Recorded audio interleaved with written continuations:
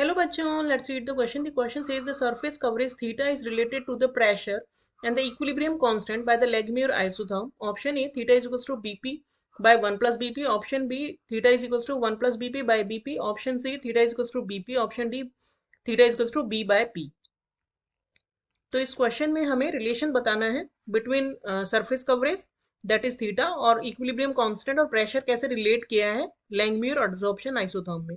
तो की कंसेप्ट इस क्वेश्चन का ये है कि एडसॉर्प्शन आइसोथर्म से आप क्या समझते हैं। जैसा कि पता चल ही रहा है नाम से कि आइसोथर्म है यानी कि टेम्परेचर जो है कांस्टेंट रहता है।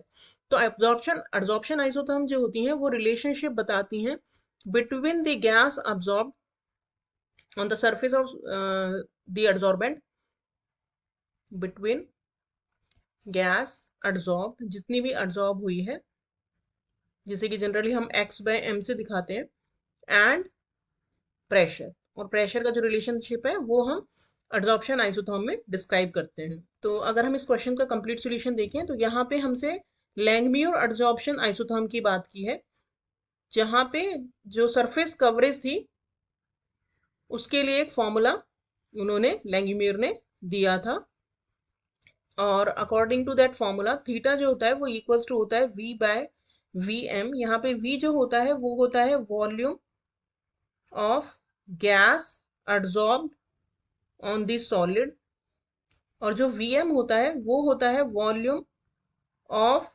Gas molecules monolayer covering the entire surface. तो इन दोनों का जो रेशो है उससे हम निकाल सकते हैं सरफेस कवरेज कितना हुआ। तो v जो है वो होता है k इक्विलिब्रियम इंटू पी, और vm होगा 1 plus k equilibrium into P. तो अगर हम k इक्विलिब्रियम को जैसा कि हमें क्वेश्चन में b के फॉर्म में दिया है b कंसीडर करेंगे तो ये हो जाएगा bp बाय 1 प्लस bp। तो हमारा करेक्ट आंसर हो जाएगा option A. Hope you understood the solution well, thank you.